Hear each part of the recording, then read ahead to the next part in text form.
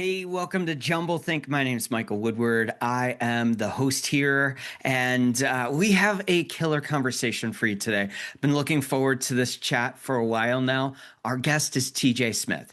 TJ is the president of a company called Eastern Acoustic Works, better known as EAW. They're based up in Massachusetts.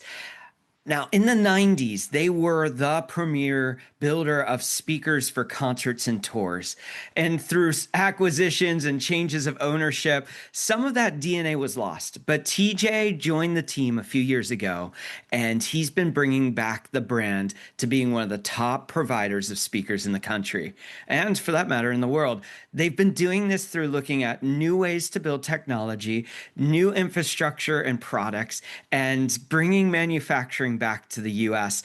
It's a fascinating conversation. And so I'm looking forward to today's conversation with TJ Smith. Let's jump on in. 5, 4, 3, 2, 1. TJ, thanks so much for joining today. Yeah, thanks for having me on the podcast. Yeah, lots going on in your world. We were just talking before we hit record. You're a dad, I'm a dad. Fun adventures with kids, always a great time. Absolutely, that's the reward, right? They've certainly been in for the adventure throughout my entire career, and I don't know, it's just been a good ride. Now you have, we're going to talk a lot about some new products, some technology that EAW is developing. We're going to talk about the partnership and relationship between RCF and EAW. A lot of stuff we're going to talk about. But I wanted to start off with just talking about how in the world did you end up in the audio space? I don't think it's all that unique. I mean, I was 12, 13 years old and going to a contemporary church with a band, and it was early 90s. There was a sound system, and they needed somebody to stand back there and run it.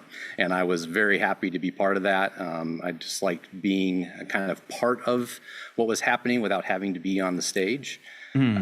And the worship minister at the time kind of took me under his wing. He bought me a book, Yamaha Sound Reinforcement for Worship. And then he had this, it was a binder, three-ring binder full of the EVPA Bible. I don't know if you've ever seen that, like hand-drawn illustrations. It's a classic. And I just absorbed them. Any brochure I could get from any audio manufacturer, I read the thing, tried to understand. So I just, I just glommed onto it from there, and that's the impetus for my career. Yeah, mine actually. I have a lot of background in audio with churches. I did some touring stuff for a while in my early 20s, and just really a lot of fun stuff. But it was showing up at the church with my dad, sitting behind a sound console, and going, "Well, if I'm going to be here early, I might as well learn it too." Right. It's so interesting how many people, that's how they got into the space, which I think just shows the testament of like the power of discipleship in a way, of whether it's in the church or whether it's in the marketplace. We're raising up leaders all the time. Yeah, that's one of the ways, I look back on that and the people that have, given into my life, right? So the worship minister, Lee Anderson, right? He was a big part of that. And there was other guys in the church that just let me try and do things that, because they saw that propensity, that interest in me, that let the career and blossom from there. So I really appreciate that. And I'm always looking like, how can I sort of repeat that and give that back out to another generation? Yeah, I mentioned, early in the 2000s, I was working as a worship pastor, and we had an EAW KF like 650s, which were great point source boxes, loud and just really great boxes. Of course, you got the 750s, 850s, which were the staple of touring. That and turbo sound, floodlight, and flashlight. I remember in the 90s, I worked a festival, and my first big boy sound system, of course, a lot of JBL stuff and everything like that, but turbo sound at a Christian festival, was working monitors, and just went, oh, this is a different level. And then I was introduced to EAW, and it was like, oh, these are the rock stars of the industry in the 90s, just killing it out of the park.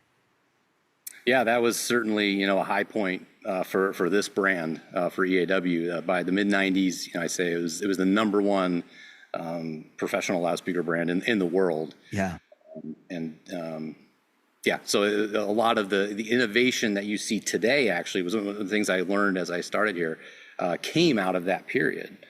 So when you look at the current catalog, the adaptive products, the leadership, the ownership, which was they were founders, Ken and Kenton, saw, here's where we think the industry is going, and started investing in technology at that point that we didn't really even have the hardware to support. So it's really interesting the trajectory of the brand that way. Yeah, I think of like the 730 slams, the really one of the first leaders in what's now been the revolution of line arrays. Yeah, of course. Yeah, there were a few of those products there early on in the early 2000s, as that technology sort of took off. But we under the surface there, we're investing in where we saw it going next. Yeah. And that's why in 2012, 2013, you started seeing Anya and Anna and the adaptive line sources coming in. Now, EAW's gone through some changes over the years. Loud Technology, which originally was Mackie, now is Loud Sound. There was a season where brought under that venture capital fund, and that really changed the trajectory of EAW. And now you're in a season where you're coming back under RCF and really reinventing the brand towards the future again. So you were brought in originally to help Loud Technology in the process of figuring out what happens with EAW. Is that right? Yeah, more or less, and that was a surprise to me. I was at Harman at the time, and someone I had worked with there approached me with the job, and actually didn't tell me what the job was. Just had me fly out to Seattle to interview, and I was like, I had a list of the 4 companies they owned at the time. Like, which one do I want?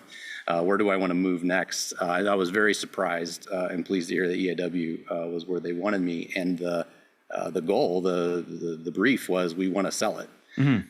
And they felt like I was someone that could help them do that. And I always laughed that I had never imagined in my wildest dreams that I would be someone that people would reach out to. And you can help us sell a company, TJ. That just wasn't part of how I saw myself. But indeed, that worked out.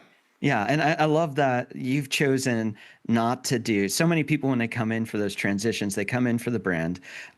They help the transition. They position it. The brand is offloaded into another VC or a different brand, or sometimes are bought back by the original team. And so, it would have been easy for you to go, okay, I can do my job and then go on to the next thing. I mean, Harman, we're talking JBL, we're talking, was it Crown amps? We're talking a lot of Soundcraft is under their brand. And so a lot of great brands there. You could have used that as a stepping stone, but instead you seem to really have an affinity with the EAW brand and staying for the long haul. You've been there for getting close to 10 years now, right? Yeah, that's true. There's the affinity from growing up in the industry in the 90s and watching EAW in its heyday. I told you I had an EAW bumper sticker on one of my textbooks in high school. I was that devoted. And then, having a chance to come and actually be part of the brand, that got us to move out to Boston from, we were actually in Utah at the time. We're Midwest origin, but we were in Utah. That got us out here. But what really got me to stay was what the new ownership, what RCF wanted, and as they wanted to rebuild the brand. And what I've realized about myself, I was just talking to Michelle, my wife, about it, the other day. I turned 48 a few weeks ago. I'm 48, and I finally understand what makes me tick. Is I like to build things, right? Yeah. I like that energy around, a problem and steps and processes and people, and bringing that all together and rebuilding EAW from where it was when I started in 2016 to where we're going. It's very intrinsically motivating for me, and just enjoyed it immensely. So I'm glad I'm here. Super cool. Now, I had the opportunity years ago, a friend of mine, a guy named Leo Gunther, he was an integrator in Northern California, and I had the opportunity to go and experience, at the time, EAW in Washington, at Woodinville. Is that right? Or is that? Woodinville, that was it. Yeah, and got to go to the corporate offices, got to tour the warehouses, and I remember we had an EAW rig at our church, a pretty nice right center, left center right set up, and so it just sounded amazing in that room.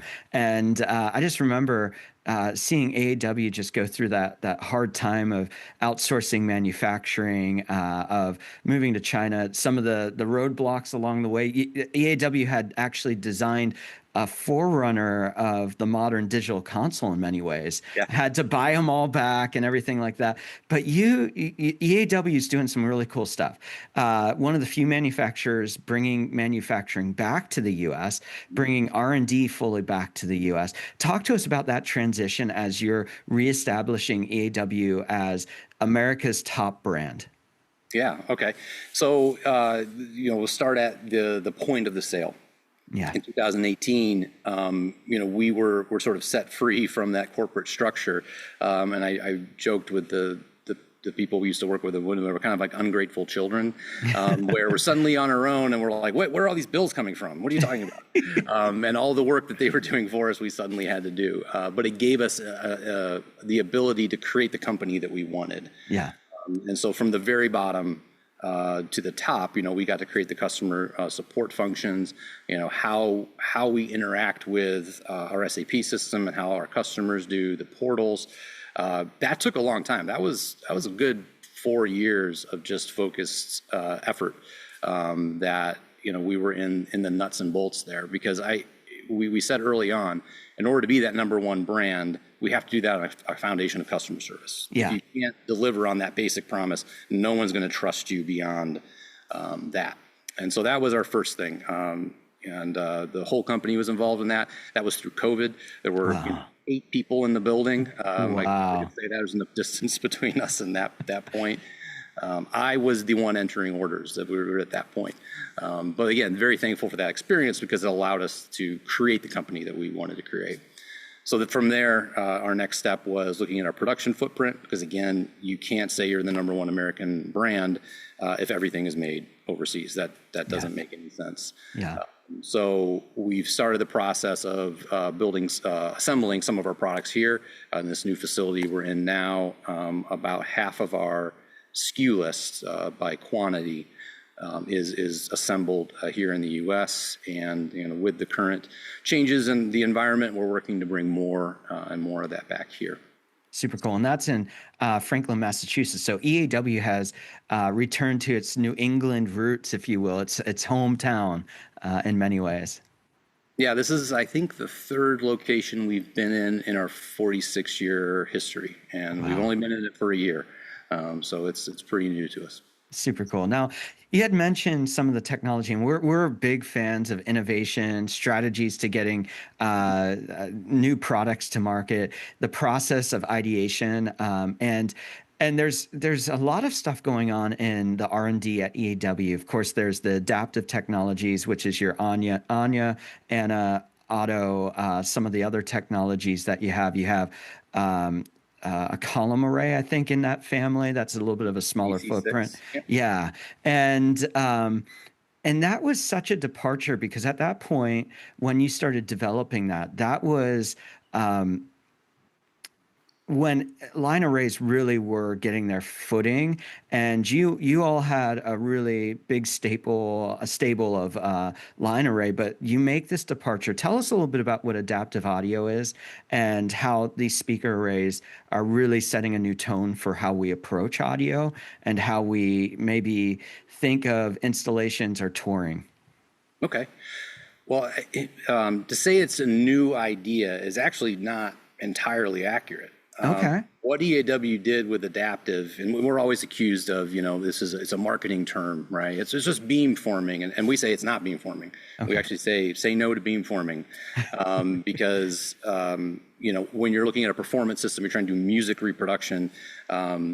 You make sacrifices in doing beam forming that will harm the performance of the music. So what adaptive does, it goes back to the original 1940s handbook on creating line arrays. Okay. And it's using sources that are physically small and close together. So we say there's two rules to adapt. The first one is create a single acoustic source. The second one is define coverage.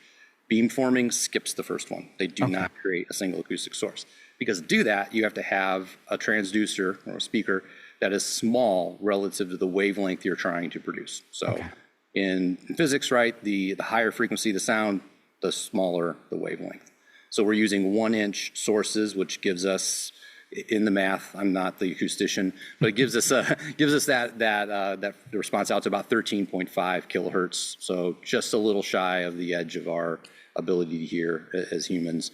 And then we place them directly next to each other. So there's no space between those drivers. And when you do that, you're creating a pattern because of interaction that is narrowed down, right, to a straightforward polar plot. Then we put an amplifier and processor on every one of those transducers. So in an Anya, there's 22 amplifiers and processing blocks. So by changing the interaction or the timing between those transducers, we can create whatever polar plot you want from the bottom edge of the response of that speaker to the upper edge. And it's all performance, all in phase. So that's the difference. We spent a lot of time this past year trying to educate the market on how that is and how it works, but is fundamentally different than what anybody else is doing on the market right now. So, in the market, we see a lot of manual arrays where you're actually doing the spacing between speakers and the angles manually. There's also DSP processing that's going into sometimes modify what a speaker's doing. D&B Technologies does a lot of that within their arrays and structures. How is this? Is this a hardware solution, a software solution, something that's in between that marries all this together to make it work? What's the magic sauce that there's a lot of things that have to work for this to work right? No, that's a great question. I had this conversation with Jeff, he's our lead acoustician, director of engineering. Most of what you see in adaptive is mechanical. We created a single acoustic source. It's the genius in it. If you look at the patent, there's really two things in the patent. One is how did we create that single acoustic source mechanically? And the second is how do we make it all work together so it's not complicated? I mean, there's 22 transducers in an Anya. That's a lot. Array would be 12, 24. If you got to manage that all, I mean, it's impossible, right? And we could talk about where I think the touring market is going and why that would be counter where the touring market is going. But that is the special sauce is, we spent the hard acoustic work pays off, is what we say here. We did the hard acoustic work. Now the DSP is actually really simple. Everybody's like, oh, I got this new algorithm. Like, our algorithm's not that complicated. That's not really even what we patented. We don't beat the acoustics to death with the DSP. We actually let the acoustics do what they want to do. Like that's built into the mechanics of the platform. I have a friend that's mixed on Anya, and I have not. I wish maybe one of these days I'll get that opportunity. But he talks about like the steerability of the speakers, which is a little bit different. I mean, you can do that in some line array of technologies that are out there. But when I think of these boxes and what I know of them, when I think about these, they're not true. They're not a line array. They're almost like a line point source in a way. Is that a good analogy on that? I don't know. I don't know how I would tease that apart. I mean, in some ways, they're more of a line array than anything else. Because if you go back again to that original paper on what is a line array, the adaptive products conform to that formula. So what happened in the early or late 90s and early 2000s when we were starting to see line arrays come out, we said, well, we don't have small enough transducers. They're not lightweight enough. If we actually do that in our line arrays, they'll be enormous and difficult to work with. We don't have electronics. Like let's find a compromise. And so Acoustics primarily, I think, came out with that isophasic waveguide, and that's what made that product work. Where they're taking one relatively large transducer and converting it to a planar wavefront output, and it works. We hear it all the time. There are limitations, right? You've basically, you kind of said it a minute ago, you've created a line source that in the high frequencies is actually a point source because you have to point it at what you want to hit, or the high frequencies don't go there. So, if you need a large vertical coverage, you have to have a really long line to hit the bottom of the coverage of the people closest to the speakers. So you're going to have something hanging down into screens in front of lights, causes some issues there. Or if you're trying to shoot up, like in stadiums, you see this where the display, it's got that sort of reverse banana thing. Yeah. You're having huge problems with that long throw distance in the non-overlap of the high frequencies in that range. And those problems don't exist with adaptive because we do not require any sort of display angles. Do you see, different companies are taking different approaches in the speaker manufacturing. Some like Danley, really doubling down on cardioid, single box, Jericho, things like that. D&B is doing a hybrid with line source with cardioid and some other technologies. Of course, most companies have at least some kind of offering in point source. Do you see adaptive for EAW as being the future of where you develop? And then how does that change your product offering as you develop out for both small scale to large scale events? Yeah, so we continue to develop adaptive. It's a little hard to see because those loudspeakers are acoustics platforms. Okay. So we got the mechanics right. So anything that's going on is kind of happening in the interface or the user interface electronically or the physical interface, how you're hooking it up. Yeah. Because that's where we see the biggest opportunities for products like adaptive. There's additional accessories that we haven't developed. One's hanging just on the other side of this wall here as we work out the kinks. So we continue to develop in that space. But we're also aware that there's a heart of the market, right? Where people are buying products every day, and if we want to finance further development in that leading edge technology, we have to hit that space, and so that's why you see us developing products in the NT line. Yeah, but we're doing it in a uniquely EAW way that addresses where we see the market going overall. Super cool. Now, we think of things like the Sphere, which is kind of nuts. I was hoping to see you two. Maybe they'll come back and I'll get to see them there. But one of the buzzwords in the industry, I know L Acoustics it's one of their big buzz is immersive audio. Is this something that EAW is working towards, and how does the product lines that you're developing fit into this immersive experience in a live environment? Oh, yeah. So, we break it into two pieces. So there's the content creation. So that's the engine connected to the console. Yeah. That's giving you essentially the stems. And then there's the delivery. Right now, we don't have that engine that allows you to create stems. That's not part of our portfolio. Where we have focused is in that delivery. And this is where we think adaptive actually has a tremendous advantage in delivering that content because of its short array length. We've done a couple churches now in particular where a traditional line array would have had to be so long in order to create that immersive experience throughout the room that it was impractical. Or, a lot of houses of worship, they're shallow and wide. Yeah. Line array just doesn't work for that, right? You could do these outfills, but then you've got issues with that. And adaptive, because it hangs straight, they're designed to go right up against each other. You can expand horizontal coverage at will. Probably the best example for us with immersive is Faith Community Church in Arizona. We did a case study on that. They did it with AC6, so it's a low ceiling, really wide, really shallow, and they wanted immersive. Line array was not going to work. Point source in that environment was not going to create an immersive experience in the entire room, and adaptive did that in spades. That's super cool. Now, one of the things that's happening is that you have some new products that are coming to the market. The NT series you mentioned there. You've got the NT206L, which has a new horn technology that for EAW and how you're approaching that.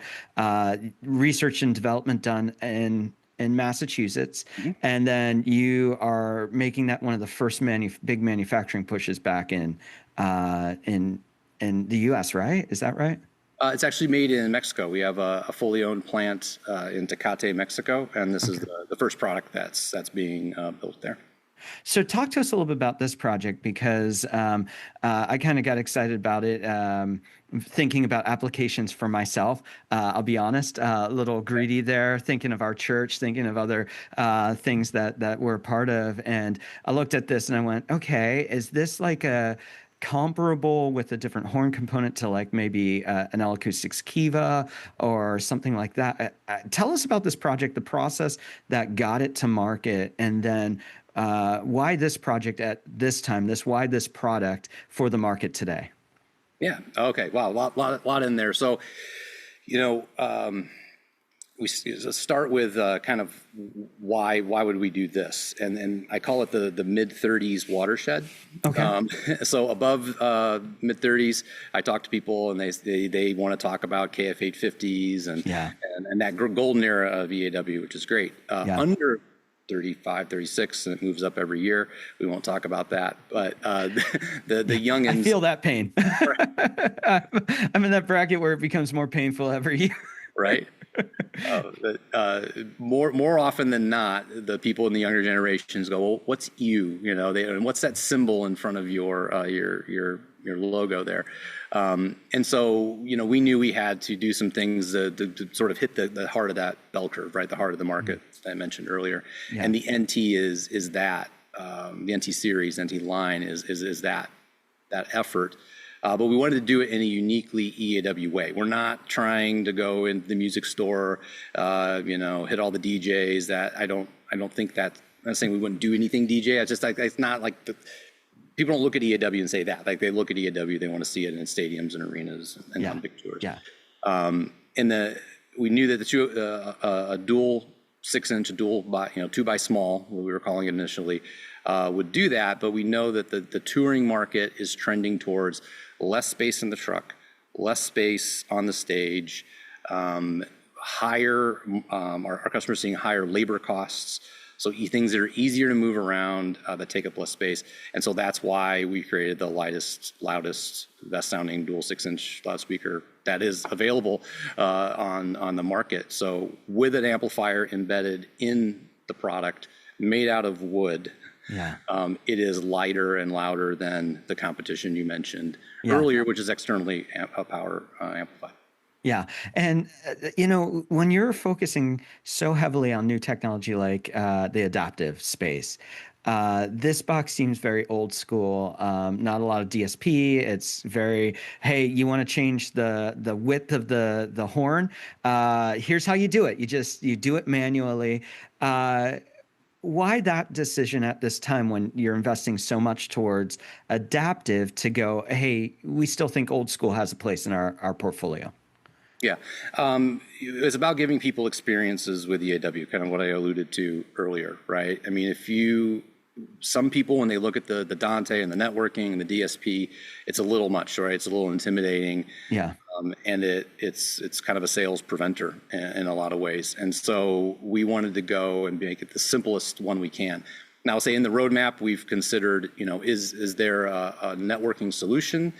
I think there is. Is it a typical TCP/IP solution? I don't think so. Okay. I don't know that part of the market really wants to deal with switches and IP addresses and subnets. So that's why we started where we did. It's a side note. We have grown our engineering team by 75% in the past year. Wow. So tremendous investment. All right. And so we have enough people now to work on those products, and in parallel, more people working on expanding the state of the art with the higher end stuff. That's super cool. Now, I was talking to a friend of mine. He's in his 60s and amazing acoustics guy, EAW dealer. He's been working with EAW for a long time. And we were joking just about the change of technology. He was doing stuff back in the 70s. So he's had a wide berth of experience, and he just goes, I didn't think I needed a degree in IT to be able to hang a speaker when I started. Like, never on the horizon. So much has changed in the pro audio space. Early 2000, you're still talking analog consoles. 25 years ago, still dealing with analog technologies, speaker configuration. So much has changed. When you think of EAW as a brand, we talk about the golden years, which the golden years should be ahead of you, not behind. And I think that that's what you're building towards with EAW. It used to be in the 90s, EAW Turbo Sound, Martin Audio, JBL were kind of like the heavyweights.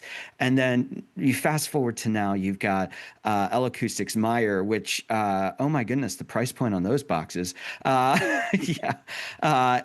D&B Audio Technica. Where do you see AEW? What is the trajectory you want this brand, this company to be at? Where do you see the market taking you guys when it comes to touring, install? Like, what is the heart that you have for this brand and where you're leading it as the president of the company? Yeah. So, the mantra we have internally is the number one North American professional loudspeaker brand. And that doesn't mean that we're just the number one in North America. It means that when people think of loudspeaker brands from this part of the world, that EAW is the leader in that space. I think the vision can go far beyond that. I think we have the gas in the tank. People want to see EAW successful in the around the world, in that big sense like it was in the 90s. But that is, I think, a direction that we can take that is very achievable in a reasonable period of time. And we see ourselves back in the live touring space. I mean, that's really what we're saying when we say that is, and we're back on riders, we're back out with A-list artists. From the outside, I think one day people will wake up and go, wow, they're back, here they are. Yeah. Internally, we're taking bites of that elephant every day. I know we're pretty close. And I'm looking forward to the day when we're on those riders again, and we're able to talk about all the big tours we're supporting. That's super cool. And I think there were many people who were heartbroken to see kind of the transformation under Loud. But coming out of that, one of the reasons I wanted to chat with you was simply for the place that what you guys are starting to do is getting exciting again. It doesn't feel like you're just going, hey, we're holding on. It feels like, no, we're going to take some ground here. We're going to really reinvent some spaces. We're going to look and say, hey, how do we make this the best brand from the US again? And so for you, that partnership of RCF is a critical part of it. So talk to us a little bit about that relationship and how it's setting EAW up for the success for the future. Yeah. So when they bought it, they came in and it was a surprise, right? When I came in, it was another venture capital is going to buy this. Yeah. In 2 years, TJ, you and your family can move back to the Midwest and close out this big round the world tour you've had, moving around for your career. But when RCF came, it wasn't venture, it was another founder is what I tell people. And Mr. Vicari in particular, who's the primary owner, wanted to return EAW to that space it was in the mid 90s. And he's point blank said that, TJ, I think you're the person to help me do that. So I was all about that. If it had turned into, hey, we're just going to milk it and get our money out of it, and I don't think I would have been interested in doing that. And as long as they keep supporting us, I'm fully in. And put a finer point on it, I mean, we had just had a board meeting here last week. They flew over and we sat down and talked about the state of the business. And it wasn't hey, TJ, you're not doing enough. Hey, TJ, grow faster. It was, what do you need? What else do you need? I'm like, you're sitting in a 56,000 square foot building that we just moved into. We're still figuring out where all the light switches are. It's an amazing amount of support that they have. Very high expectation, right? They want big things out of it, but they understand the industry. And so I don't, it's not like I've got some MBA that's never seen a loudspeaker or can't tell the difference between two, giving me advice or trying to help us solve problems. It's somebody in the industry that's incredibly supportive, and they keep showing that support by writing checks. And I couldn't ask for anything more. It's great. Now, is there a synergy between RCF and EAW and I think DB Technology? There's several brands under the RCF family. Is there collaboration, or are you guys going, hey, we're staying in our lane. We have a mission and a vision of where we're going, and we're doing our things, they're doing their things, and then that relational equity from across all of these brands then helps with marketability, product placement. I was up at Full Compass year and a half ago for a big demo with EAW and DB Technologies, and a bunch of other brands were there. So how does that work in the relational space of what you guys are doing and how you're developing the future? Yeah, I mean, as a general rule, all the companies are fiercely independent from a sales and marketing perspective. There's no attempt to combine sales channels and things like that, right? We allow that we operate independently that way. On the other side, we're talking about research and development technology. Mr. Vicari, his mantra is don't reinvent hot water. So great. we look at it and go, okay, so you've got an amplifier platform at this amount of power. It does these things. We know it's reliable because RCF is building tens of thousands of these things. Yeah. We get economies of scale and quality. You're going to have a really good reason to say, I can't use that, right? And so we're sharing, things like that run to the surface. So we're constantly, particularly between EAW and RCF, kind of having that conversation about where the technology is going and platforms and trying to leverage that to help each other. Super cool. Now, as we kind of move towards the end of the conversation today, I think of you as a person who straddles the world of business and creativity. And I think sometimes people forget that engineering, research and development, that product development, it seems sometimes, especially in something that's so mechanical as just numbers and information, but it is a creative endeavor.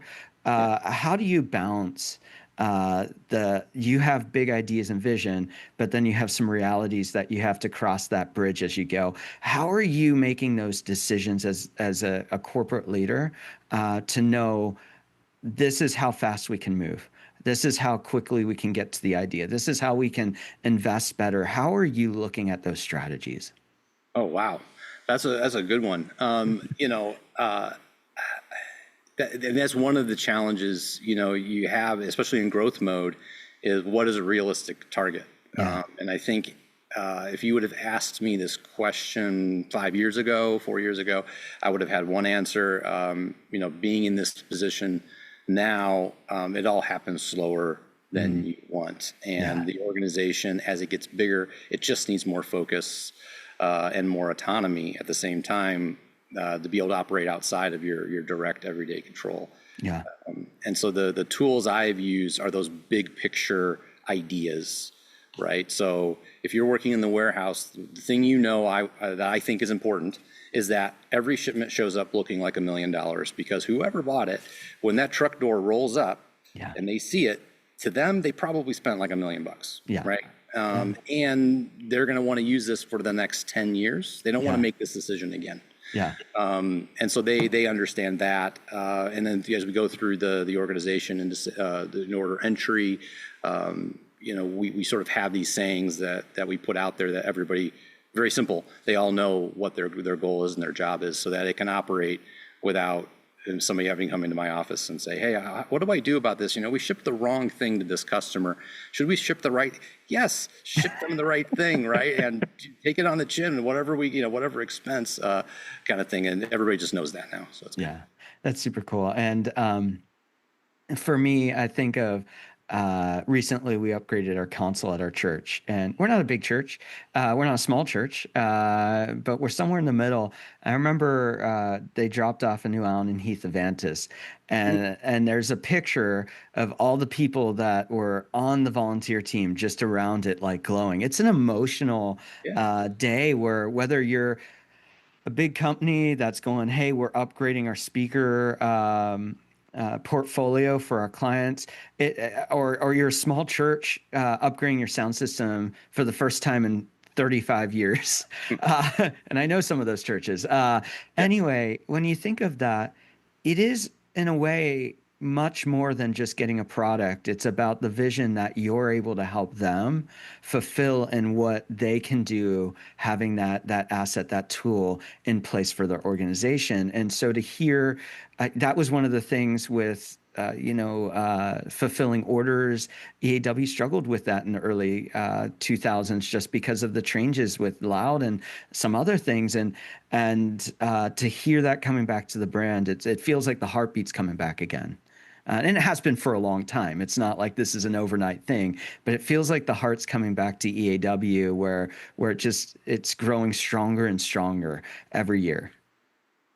Yeah, we just hired a new sales VP. As I alluded to earlier, as we kind of grew, I put myself in different seats in the company. So order entry for a while, and then as we grew, a little bit of marketing, and then most recently in sales, I just took the sales role. It's like I want to understand all of this. I'm going to travel a ton and just get my arms around it. And that came to an end here about 6 months ago. I hired a new sales vice president, and the thing he came in, and one of the first things he said is he was shocked, astonished at how much everybody in the organization, knew about every order.